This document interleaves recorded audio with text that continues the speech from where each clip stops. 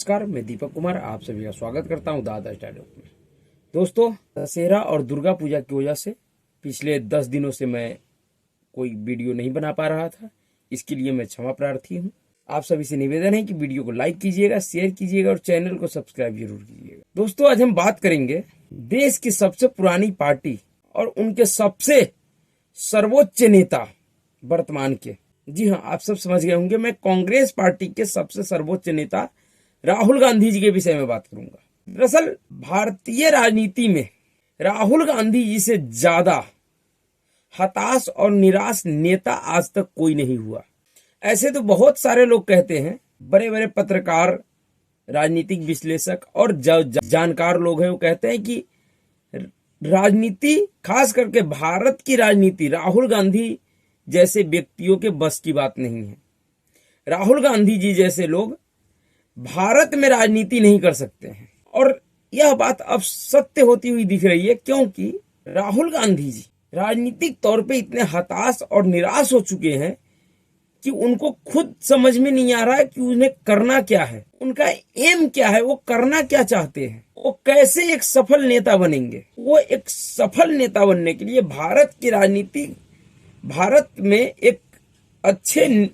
भारत का एक अच्छा राजनेता बनने के लिए उनका जो सलाहकार मंडली है उनको जमूरा बना दिया है।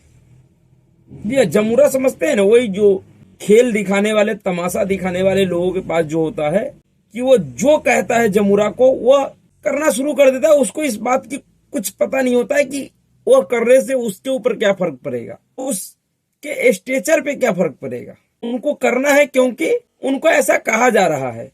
अगर नाचने को कहा जाएगा तो नाचेगा, तमाशा दिखाने को कहा जाएगा तो तमाशा दिखाएगा, हंसने को कहा जाएगा हंसेगा। यानी कि जो भी उसको गाइड, उस जमूरा को गाइडेंस के तौर पे जो भी गाइड मिलेगा वो उसका पालन करेगा। उसको इस बात से कोई लेना देना नहीं है कि वो करने से उसको फायदा हो रहा है या नुकसान हो रहा है। यही स्थिति इस समय पिछले कुछ दिनों में राहुल गांधी जी का हो गया है राजनीतिक तौर पे, और राजनीति का जमूरा बन के रह गए हैं।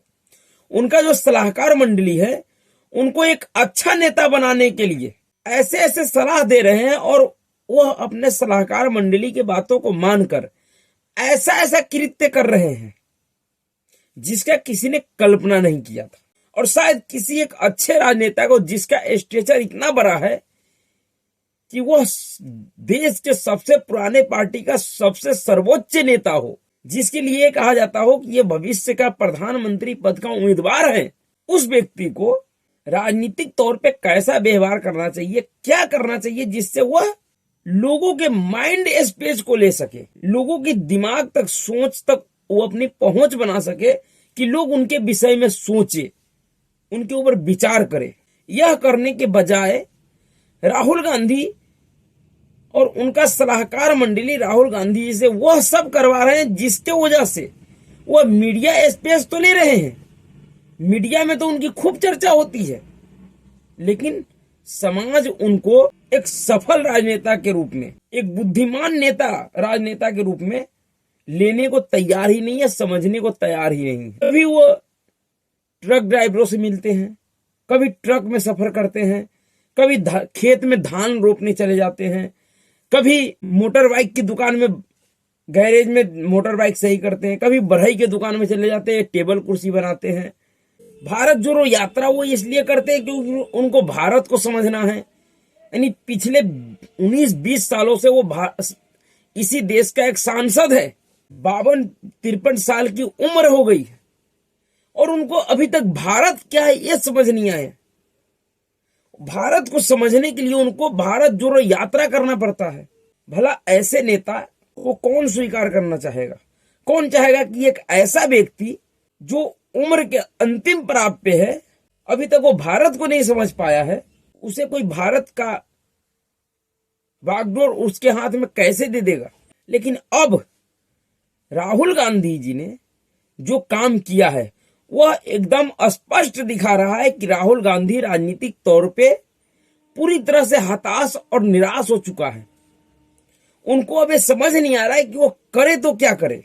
वो कुछ भी करके किसी भी तरीके से 2024 चुनाव को जीतना चाह रहा है, लेकिन इस देश का लोग वोटर है जो किसी भी शर्त पे 2024 में कांग्रेस पार्टी और राहुल गांधी को जीतते हुए नहीं देखना चाह रहा है।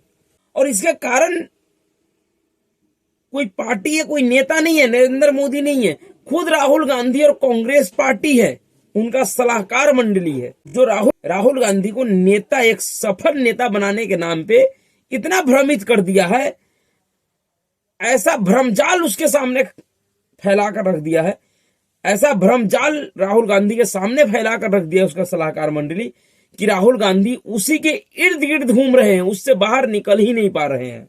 इस बात को खुद कांग्रेस पार्टी का एक सबसे वफादार पत्रकार राजदीप सरदेसाई ने भी एक वीडियो में माना था।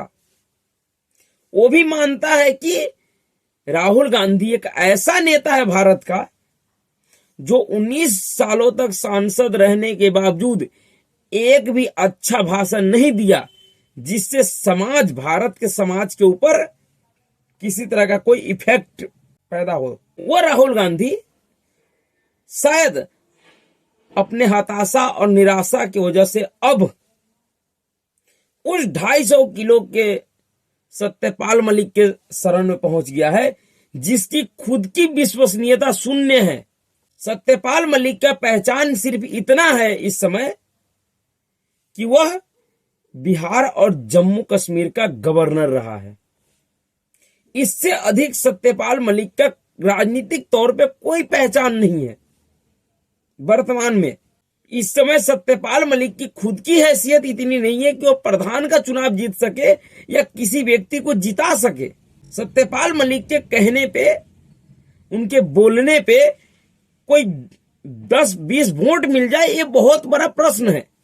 ऐसे सत्यपाल मलिक के शरण में इस देश के सबसे पुराने पार्टी का, सबसे बड़ी पार्टी का सबसे बड़ा नेता पहुंच गया तो समझा जा सकता है कि राहुल गांधी और कांग्रेस पार्टी राजनीतिक रूप से कितनी हताश और निराश हो चुका है कि अब उनको अपने प्रतिद्वंदी को हराने के लिए, उनको घेरने के लिए उसी प्रतिद्वंदी के साथ काम कर चुके नेता के शरण में जाना पड़ रहा है, जो कि एक सफल नेता भी नहीं है। जातिवाद का नशा जरूर है सत्यपाल मलिक के दिमाग में, लेकिन चुनाव के समय, वोट के समय उनका वो जाति समूह भी साथ नहीं देगा। सत्यपाल मलिक जी अगर चुनाव में खड़ा हो जाए तो इस बात की कोई गारंटी नहीं है कि उनके घर का सदस्य को छोड़कर कोई पड़ोसी भी उनको वोट दे। ऐसे सत्यपाल मलिक का इंटरव्यू भला राहुल गांधी को क्यों करना पड़ा?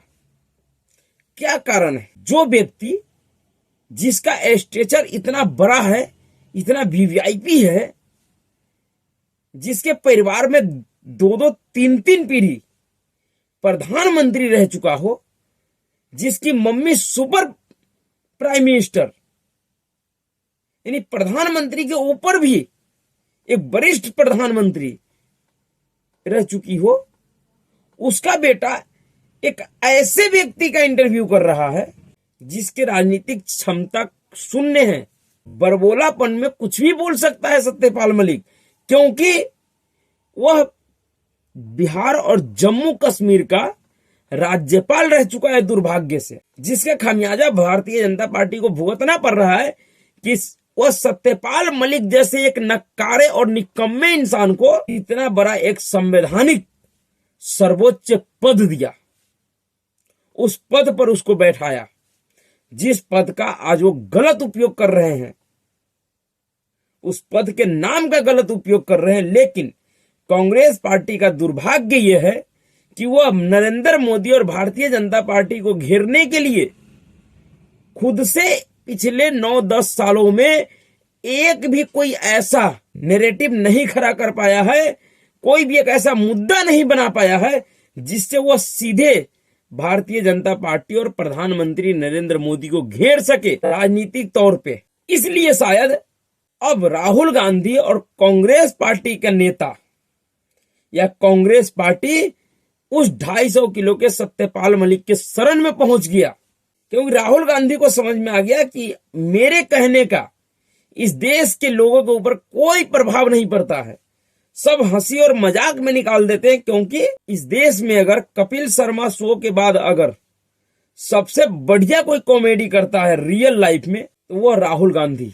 और शायद इस बात को राहुल गांधी भी समझते हैं और यही कारण है कि वह अपने बातों को ऑथेंटिक करने के लिए, सत्यापित करवाने के लिए वह सत्यपाल मलिक के पास गए, जिस सत्यपाल मलिक के बातों का खुद ही कोई सत्यापन नहीं है।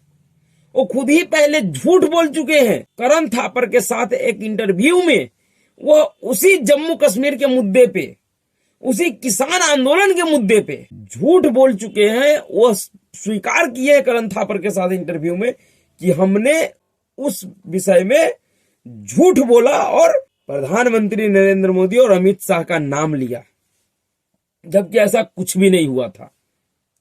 उस झूठे 250 किलो के सत्यपाल मलिक के शरण में राहुल गांधी पहुंचे हैं। इनको लगता है कि शायद सत्यपाल मलिक अगर मेरे किसी भी बात को, चाहे वो मुद्दा अडानी का हो, जम्मू कश्मीर में पुलवामा का हो, 370 का हो या तथा कथित किसान आंदोलन का हो, किसी भी इन मुद्दों पे अगर सत्यपाल मलिक मुहर लगा देते हैं तो हो सकता है कि ये बात समाज तक पहुंच जाए, इस पे कोई भरोसा कर ले।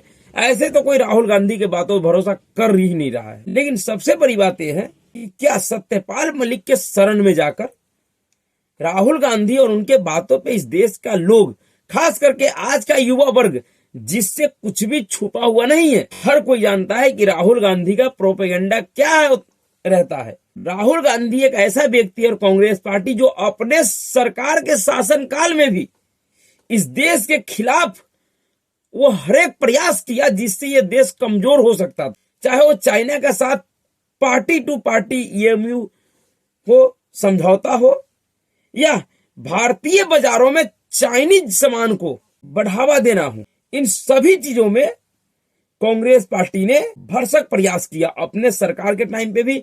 और जब उनकी सरकार चली गई तो राहुल गांधी भारत के खिलाफ खुलकर हर एक मंचों का उपयोग किया है। जब भी राहुल गांधी विदेश गया है तो ऐसा उनका कोई भी दौरा नहीं है जिसमें वो भारत और भारत के लोग, भारत के सिस्टम और शासन सत्ता को कटघरे में नहीं खड़ा किया हो। लेकिन सवाल फिर वही है कि क्या ये सब करने के बाद इस देश का जनता राहुल गांधी और कांग्रेस पार्टी में भरोसा बढ़ाएगी या कम करेगी? क्या 2024 चुनाव हारने के बाद राहुल गांधी राजनीति छोड़ देंगे? क्या जो सत्यपाल मलिक का इंटरव्यू राहुल गांधी ने लिया है वो उसका संकेत है कि अगर राहुल गांधी 2024 चुनाव में हार जाते हैं, कांग्रेस पार्टी हार जाती है, तो क्या राहुल गांधी राजनीति से संन्यास ले लेंगे? और अगर ऐसा होता है तो इसका सबसे ज्यादा अगर नेगेटिव असर किसी पे पड़ेगा तो वो होगा भारतीय जनता पार्टी और प्रधानमंत्री नरेंद्र मोदी। क्योंकि जब तक राहुल गांधी भारतीय राजनीति में सक्रिय है तब तक भारतीय जनता पार्टी को फ्री ऑफ कॉस्ट एक बहुत ही मजबूत राजनीतिक प्रचारक मिला हुआ है, जिसके प्रचार मात्र से, जिसके बयान मात्र से ही भारतीय जनता पार्टी के वोटों में 2-4-5% की बढ़ोतरी हो जाती है। जैसे इस देश का लोग राहुल गांधी और उनके आइडिया को सुनता है और समझता है, उनको समझ में आ जाता है कि राहुल गांधी क्या कहना चाह रहे हैं और क्या करना चाह रहे हैं, और तुरंत वो भारतीय जनता पार्टी के साथ खड़े हो जाती है। अगर कांग्रेस पार्टी का कोई सबसे बड़ा समस्या है तो वो खुद राहुल गांधी है। इसलिए राहुल गांधी का सत्यपाल मलिक का इंटरव्यू लेना इस बात को दर्शाता है कि राहुल गांधी के दिमाग से शायद वो जो VVIP वाला जो भूत था वो उतरता दिख रहा है। समझ में आ गया कि अब अगर इस देश में राजनीति करना है तो ये जो VVIP वाला जो भूत है वह अपने दिमाग के ऊपर से उतार कर ही रहना पड़ेगा। नहीं तो कोई कल्पना ही नहीं कर सकता है कि राहुल गांधी इस तरह के अलग अलग एक्सपेरिमेंट करेंगे जिसका पूरा गांधी नेहरू खानदान ने कभी कल्पना नहीं किया। वह ऐसे व्यक्ति के शरण में जाएंगे जिसको कभी पार्टी ने निकाला था। पर राहुल गांधी तो राहुल गांधी है, वो कुछ भी कर सकते हैं। राजनीति को छोड़कर बाकी वो कोई भी काम कर सकते हैं और शायद इसी बात का वो ट्रेनिंग भी ले रहे हैं। उनको समझ में आ गया कि राजनीति उनके बस का नहीं है और शायद वह अब इस तरीके से अलग अलग कार्यों को देखकर यह समझने का कोशिश कर रहा है कि 2024 के बाद वो क्या कर सकता है, क्या उनके लिए अच्छा होगा। और ऐसा अनुमान है कि अगर 24 में हार जाता है तो राहुल गांधी 100% राजनीति को अलविदा कह देंगे और फिर इसी तरीके का कोई काम करेंगे जिन तरीके के कामों को समझने की प्रयास कर रहा है। इसमें जो भी उसको अच्छा लगेगा वो करेंगे। हो सकता है वह पत्रकारिता करे, क्योंकि पत्रकारिता में रवीश कुमार जैसे लोग राहुल गांधी का भरपूर सहयोग करेंगे और वह सारे दाव पेच सिखा देंगे राहुल गांधी को, जिन दाव पेचों की वजह से गटर छाप पत्रकार मैग्सेसे अवार्डधारी बन गया। तो देखिए 2024 के बाद क्या होता है। अभी के लिए इतना ही। अगर आपको वीडियो अच्छा लगा तो वीडियो को लाइक कीजिएगा, शेयर कीजिएगा और चैनल को सब्सक्राइब जरूर कीजिएगा। नमस्कार।